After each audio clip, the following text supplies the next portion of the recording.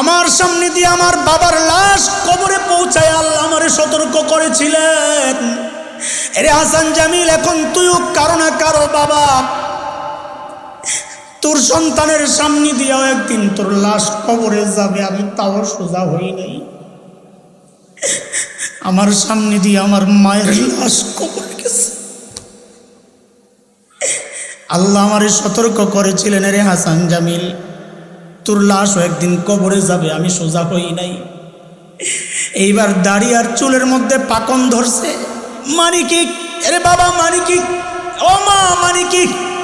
মানে হচ্ছে আল্লাহ বুঝাচ্ছেন, রে আমার বান্দা, তোর কিন্তু পালানোর আর জায়গা নাই।